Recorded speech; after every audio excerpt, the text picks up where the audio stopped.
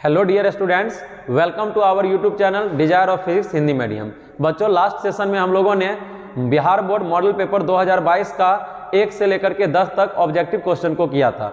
आज के इस सेशन में हम लोग 11 से लेकर के कुछ आगे के ऑब्जेक्टिव क्वेश्चन को देखेंगे। बिल्कुल आसान सा सवाल है जिसको आप देखे हुए सीधे आंसर को मार्क करते हुए आगे बढ़ते जा सकते हो। तो सबसे पहले क्वेश्चन की अगर हम लोग बात करें तो यहाँ पर जो फर्स्ट क्वेश्चन है 11 नंबर क्वेश्चन, इसमें कहा जा रहा है म्यू अपवर्तनांक तथा ए प्रिज्म कोण वाले पतले प्रिज्म का न्यूनतम विचलन कोण होता है।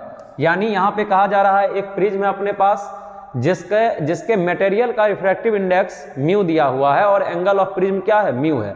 तो इसका angle of deviation, minimum angle of deviation कितना होगा? तो याद होगा पतले प्रिज्म का एंगल ऑफ डेविएशन होता है म्यू माइनस 1 इंटू ए। तो यहाँ पर 4 ऑप्शन में से हम लोग को म्यू माइनस 1 इंटू ए को ढूंढना है। तो ये कहाँ पे दिखाई दे रहा है? ऑप्शन बी में। यानी ऑप्शन बी इसका राइट आंसर होगा कि पतले प्रिज्म का angle of deviation mu minus 1 into क्या होगा, ए होगा, जहां पर म्यू मटेरियल का रिफ्रैक्टिव इंडेक्स है और ए क्या है, एंगल ऑफ प्रिज्म है। ठीक है, अगले क्वेश्चन की तरफ हम लोग बढ़ते हैं। 12 नंबर क्वेश्चन, जिसमें कहा जा रहा है सूर्य के प्रकाश का वर्णक्रम होता है। यानी हम लोग को यह बताना है कि सूर्य का जो प्रकाश होता है उसका वर्णक्रम कैसा होता है, सोलर स्पेक्ट्रम का वर्णक्रम कैसा होता है। तो यहाँ पे 4 ऑप्शन दिया गया है, जिसमें फर्स्ट में कहा जा रहा है सतत, जिसको आप इंग्लिश में कंटिन्यूअस कह सकते हो। दूसरा है रेखीय वर्णक्रम, जिसको इंग्लिश में लाइन स्पेक्ट्रम कह सकते हो। तीसरा है काली रेखा का वर्णक्रम, जिसको इंग्लिश में आप स्पेक्ट्रम ऑफ ब्लैक लाइंस कह सकते हो। चौथा है काली पट्टी का वर्णक्रम, जिसको आप इंग्लिश में स्पेक्ट्रम ऑफ ब्लैक बैंड्स कह सकते हो। तो अगर हम लोग अभी के ऑब्जर्वेशन को देखें तो ऑब्जर्वेशन में क्या बताया गया है कि सोलर स्पेक्ट्रम जो होता है वो स्पेक्ट्रम ऑफ ब्लैक लाइंस होता है। यानी यहाँ पर सी ऑप्शन जो दिया गया है, सी ऑप्शन, ये इसका सही जवाब होगा। यानी सोलर स्पेक्ट्रम क्या होगा, काली रेखा का वर्णक्रम होगा। इंग्लिश में आप कहेंगे इसको स्पेक्ट्रम ऑफ ब्लैक लाइंस। ठीक है, आगे हम लोग बढ़ेंगे। 13 नंबर क्वेश्चन। 13 नंबर क्वेश्चन में कहा जा रहा है सामान्य समायोजन के लिए, सामान्य समायोजन कहने का मतलब क्या, जहां पे हमारा आंख एकदम नॉर्मल स्टेट में हो। यानी ये जो ह्यूमन आई है, मानव नेत्र है, वो स्ट्रेस में नहीं हो, कहीं से भी तनाव में नहीं हो। तो कहा जा रहा है सामान्य समायोजन के लिए खगोलीय दूरदर्शक की आवर्धन क्षमता होती है। यानी सामान्य समायोजन के लिए एस्ट्रोनॉमिकल टेलीस्कोप खगोलीय दूरबीन का आवर्धन क्षमता क्या होगा? तो सामान्य समायोजन के लिए जो खगोलीय दूरबीन का आवर्धन क्षमता होता है वो -FO/FE होता है। तो 4 ऑप्शन में से देखिए कि कौन सा ऑप्शन -FO/FE है। तो यहाँ पर 4 ऑप्शन में से ऑप्शन ए यहाँ पर क्या है, -FO/FE है। यानी 13 का क्या हो जाएगा, ऑप्शन ए सही जवाब हो जाएगा। एकदम बहुत ही आसान सा सवाल है, इसको आप बिना पेन चलाए एकदम सॉल्व करते हुए चले जाओगे। अगला है 14 नंबर। इसमें कहा जा रहा है निम्नलिखित में से किसका अपवर्तनांक सबसे अधिक होता है। यहां पर 4 मीडियम दिया गया है, उसमें से हम लोग को यह बताना है कि किसका रिफ्रैक्टिव इंडेक्स अपवर्तनांक सबसे अधिक होगा। तो यहाँ पे ऑप्शन ए में कांच है, ऑप्शन बी में पानी है, ऑप्शन सी में लोहा है और ऑप्शन डी में क्या है, हीरा है। आपको पता होना चाहिए कांच में स्पीड ऑफ लाइट पानी से अधिक होता है और पानी सबसे, यहाँ पे जो 4 ऑप्शन दिया गया है इसमें हीरा का रिफ्रैक्टिव इंडेक्स क्या होगा, सबसे ज्यादा होगा, क्योंकि एक लोहा है। तो लोहा से तो लाइट कभी ट्रेवल ही नहीं करेगा, क्योंकि रिफ्रैक्टिव इंडेक्स किसके लिए डिफाइंड है, refractive index mu equal to हम लोग पढ़ते हैं C/V। C/V कहने का मतलब क्या, speed of light in vacuum कह सकते हो, एयर कह सकते हो, यानी हवा और निर्वात में प्रकाश की चाल। और जिस माध्यम में हम लोग निकालना चाह रहे हैं, जिस माध्यम का हम लोग रिफ्रैक्टिव इंडेक्स निकालना चाह रहे हैं, उस माध्यम के प्रकाश की चाल को रखते हैं। तो लोहा से तो लाइट ट्रेवल होगा नहीं, तो यहाँ पे हमारा सही जवाब क्या हो जाएगा, हीरा। आगे है 15 नंबर क्वेश्चन। 15 नंबर क्वेश्चन, जहां पे ये पूछा जा रहा है हम लोगों से कि फ्रिंज की चौड़ाई के लिए निम्नलिखित में से कौन सूत्र सही है। फ्रिंज की चौड़ाई, फ्रिंज की चौड़ाई का मतलब क्या होता है, 2 लगातार ब्राइट फ्रिंज या डार्क फ्रिंज के बीच की दूरी।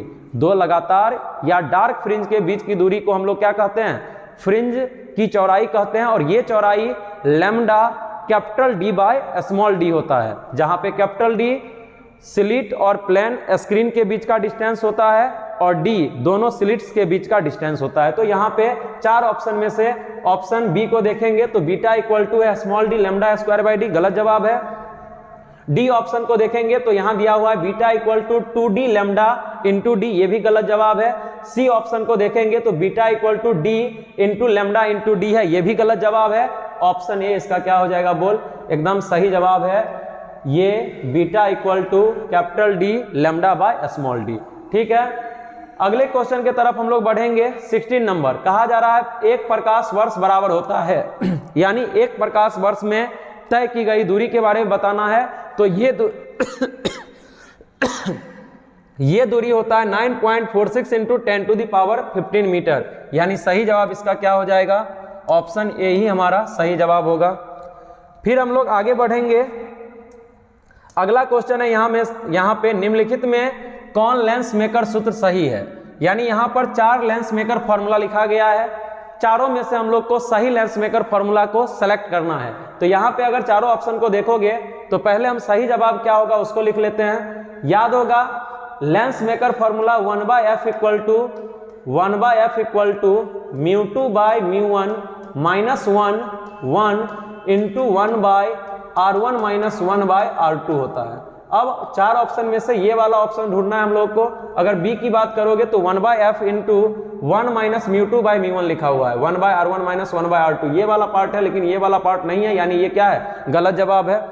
अगर ऑप्शन डी की बात करोगे तो ऑप्शन डी में लिखा हुआ है 1/f equal to μ2 by μ1 minus 1 into r1 plus r2, ये जवाब भी गलत है क्योंकि ये वाला पार्ट गलत कर रहा है इसको।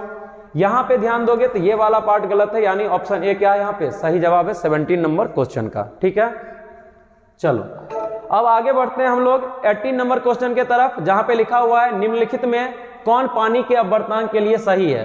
पानी का अपवर्तनांक 4/3 होता है, यानी उसको हम लोग डेसिमल में क्या लिख सकते हैं 1.33 लिख सकते हैं। तो चारों ऑप्शन में से आपका डी ऑप्शन जो है वो 1.33 है, यानी डी इसका राइट आंसर होगा। फिर आगे कहा जा रहा है सामान्य आंख के लिए अस्पष्ट दृष्टि की न्यूनतम दूरी होती है, यानी नॉर्मल आई अगर कोई ऑब्जेक्ट को क्लियर देखना चाहता है तो उसको कम से कम कितने डिस्टेंस पे रखना होगा, तो आपको पता होगा 25 सेंटीमीटर, या आप बचपन से पढ़ते आ रहे हैं 25 सेंटीमीटर, ये आपका राइट जवाब होगा। फिर हम लोग यहां से आगे बढ़े तो अगला क्वेश्चन है निम्नलिखित में से कौन कुशी का समीकरण है। तो याद होगा कि कुशी का समीकरण किस चीज के लिए था, कुशी का समीकरण था रिफ्रैक्टिव इंडेक्स और लाइट के वेवलेंथ के लिए। तो यहां पर चार ऑप्शन दिया गया है, चारों ऑप्शन में वेवलेंथ ही है और रिफ्रैक्टिव इंडेक्स ही है। तो कॉची के इक्वेशन को अगर एक बार देखें हम लोग लिख करके, तो ये इक्वेशन था mu equal to A plus B by lambda square, जहां पे ए और बी क्या है, कांस्टेंट है। तो चार जवाब में से आपका जो सी जवाब है वो कॉची का इक्वेशन होगा। आगे आते हैं, आगे है यहाँ पे निम्नलिखित में कौन परिकिरणन प्रकाश की तीव्रता और प्रकाश के तरंगदैर्घ्य के लिए सही है। यानी यहाँ पर परिकिरणित प्रकाश का तीव्रता और तरंगदैर्घ्य में संबंध बताना है, और यह संबंध होता है I समानुपाती 1/λ टू दी पावर 4। तो चारों ऑप्शन में से डी ऑप्शन क्या हो जाएगा, I equal to I directly proportional to 1/λ to the power 4।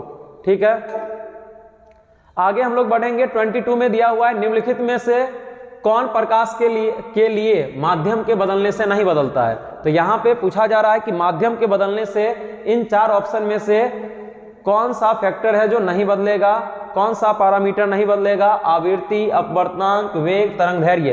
तो आपको पता होगा कि आवृत्ति अपवर्तन के दौरान नहीं बदलता है, यानी माध्यम के बदलने से आवृत्ति नहीं बदलेगा, यानी ऑप्शन ए इसका क्या हो जाएगा, सही जवाब हो जाएगा ऑप्शन ए।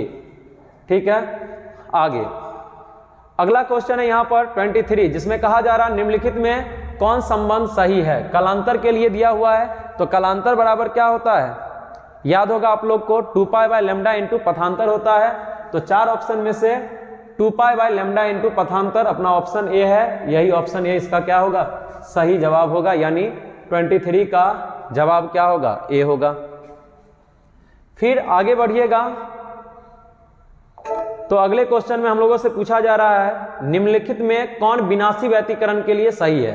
तो आप लोग को पता होगा कि विनाशी व्यतिकरण कब होता है, जब दो तरंग एक दूसरे को विपरीत कला में अध्यारोपित करता है, यानी जब दो वेव एक दूसरे को अपोजिट फेज में इंटरफेयर करता है तो विनाशी व्यतिकरण होता है। उसके अकॉर्डिंग आप देखेंगे तो कलांतर बराबर 2n पाई, ये नहीं होगा क्योंकि ये रचनात्मकारी के लिए होता है। तो यहाँ पे ऑप्शन बी जहां पर लिखा हुआ है कलांतर बराबर 2n+1 इंटू पाई, ये ऑप्शन क्या हो जाएगा, सही हो जाएगा।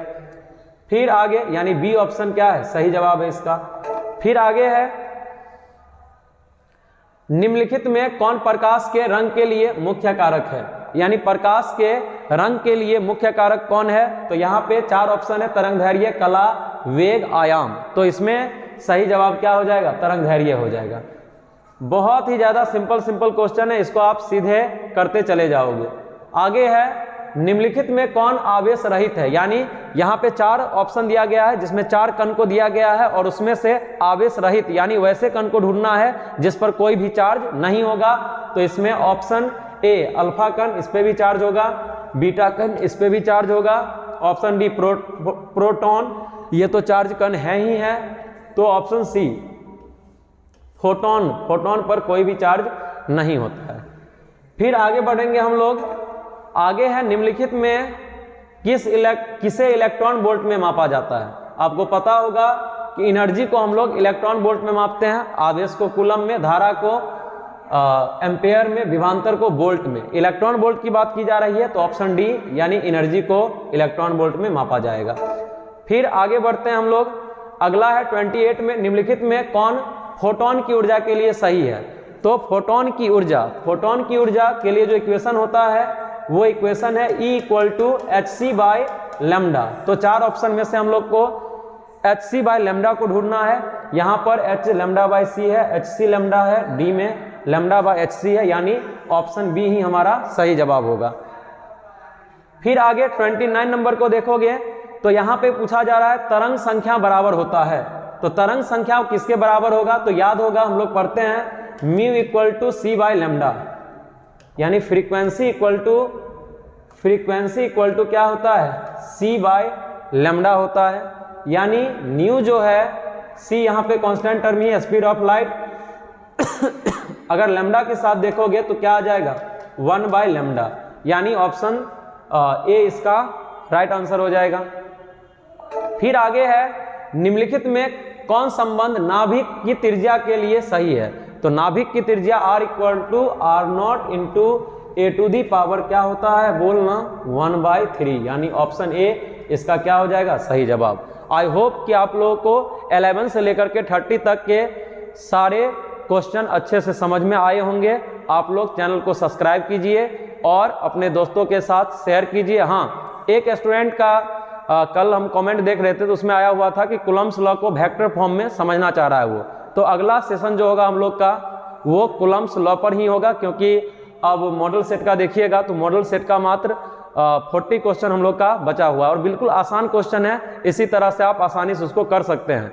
तो अगला सेशन जो हम लोग का होगा उसमें हम लोग कूलम्ब्स लॉ को डिस्कशन करेंगे, ठीक है। वेक्टर फॉर्म वैसे बोर्ड के लिए बहुत ज़्यादा इंपॉर्टेंट हम नहीं कह सकते हैं, क्योंकि CBSE वालों के लिए वो इंपॉर्टेंट होता था Coulomb's law in vector form, क्योंकि हमारे बिहार बोर्ड के व्यू से देखोगे तो Coulomb's law in scalar form ज़्यादा इंपॉर्टेंट होता है, ठीक है। वैसे डाउट है तो उसका हम लोग डिस्कशन अगले दिन करेंगे, Coulomb's law in vector form, ठीक है। Thank you.